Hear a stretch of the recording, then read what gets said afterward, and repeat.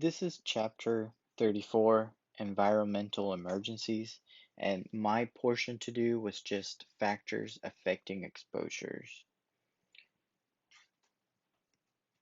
The introduction to this chapter, an environmental emergency is a medical emergency caused or exacerbated by the weather, terrain, or atmospheric pressure at high altitudes or even underwater.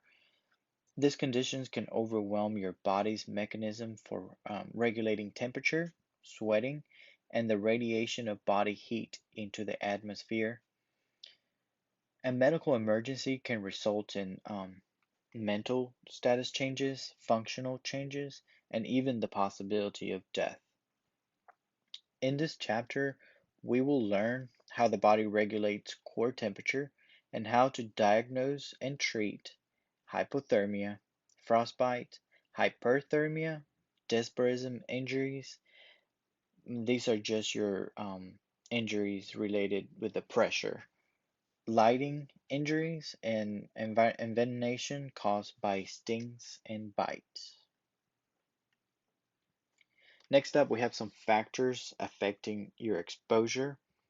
And there's three words here that we probably need to get familiar with. The first one will be thermoregulation, and this is just basically the body's ability to work to ensure the balance between the heat production and the heat excretion is met. Next up, we have thermogenesis, and this is a rise in core body temperature that starts a response that increases heat loss and shut off normal heat production pathways. We also have thermolysis, and this is a decrease in core body temperature that prompts heat production and conservation, and then it turns off your normal heat liberating pathways. That way you can withhold that heat. Some factors affecting exposure include your physical condition, of course. This is going to be your patients that are really ill and they have poor physical conditions like maybe heart problems, metabolic issues, and even nervous system issues. They're going to be more susceptible to these factors and these exposures, um, other than, for example, an athlete. They're going to be training a lot, so they're going to be more tolerant of these exposures that somebody that's really ill will. We have next up is age. Children and older adults are more likely to be affected. Infants have very poor thermoregulation.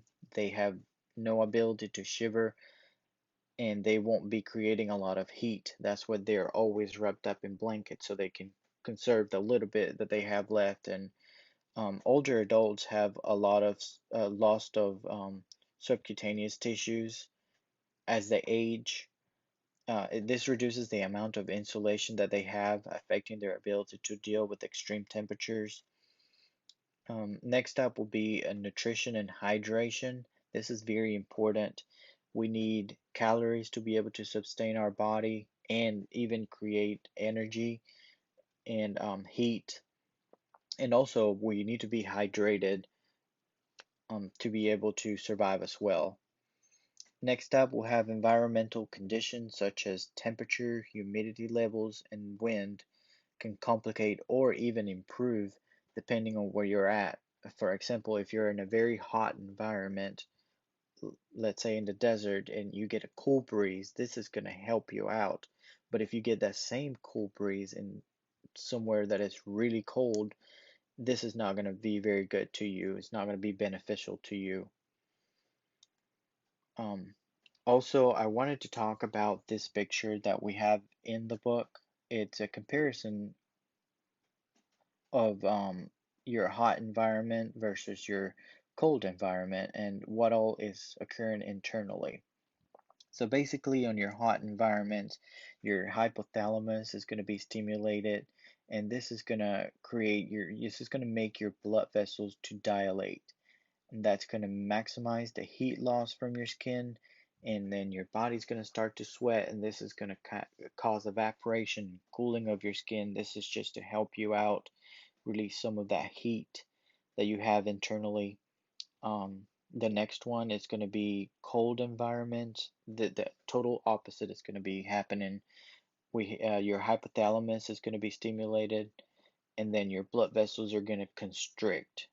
And this is basically going to minimize your heat loss from your skin, and your muscles are going to start shivering, and this is going to generate a lot of heat for you to be able to maintain that normal core body temperature so you don't basically die.